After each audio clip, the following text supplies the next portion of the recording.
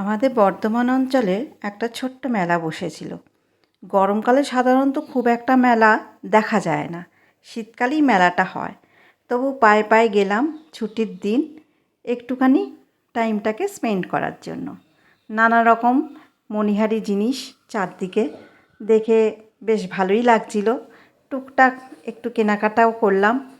আমি আর কি কিনবো, আমি সাজতে ভালোবাসি না আর সাজিও না। যাই হোক, টুকটাক একে ওকে দেওয়ার জন্য একটু কিনলাম। কিনে একটু খেলাম আইসক্রিম।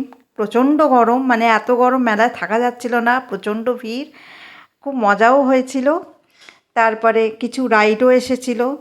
আমি আমার কর্তামশাইকে বললাম যে একটুখানি রাইড চড়বো আর কি।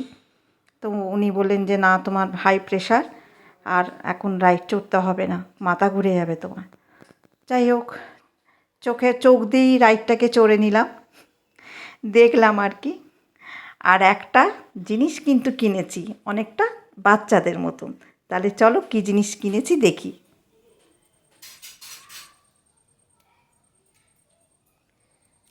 এটা নাম তোমরা সবাই জানো, এটার নাম ফিরকি। অনেকে ফিরফির বলে, অনেক রকমের নাম হয়।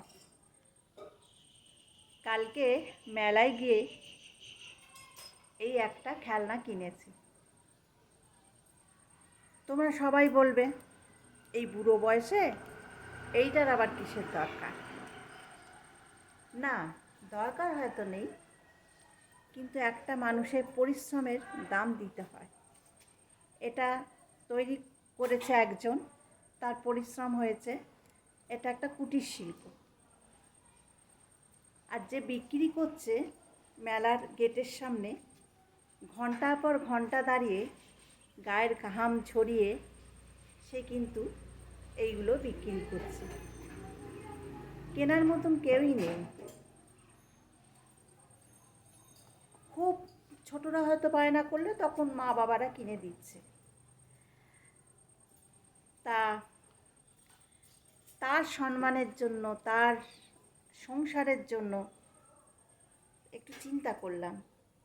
ঘরে তার সংসার রয়েছে, স্ত্রী রয়েছে, ছেলে মেয়ে রয়েছে, এটাই তার জীবিকা। হোক না 20 টাকা খরচা, তবু কিনে নিলাম। দরকার নেই, আমার প্রয়োজনও নেই। 20 টাকা খরচা করে একটা এরকম ফিরফিরি কিনে নিলাম। তোমরাই বলো, তোমরা কিন্তু অবশ্যই মেলায় যত দামি জিনিস কেনো না কেন, বেলুন অথবা এইটা একটা করে কিনো, তাতে তাদের জীবিকা নির্বাহ হয়। এইগুলো বিক্রি করে তাদের জীবিকা নির্বাহ হয়। এটা গত বছরের কেনা, ঝুল পড়ে গেছে, রঙটাও চটে গেছে। আর এটা এবছরের কেনা। আমি প্রতি বছর কিনি একটা করে, মেলায় গেলে কিনবই। কেমন, ভালো না?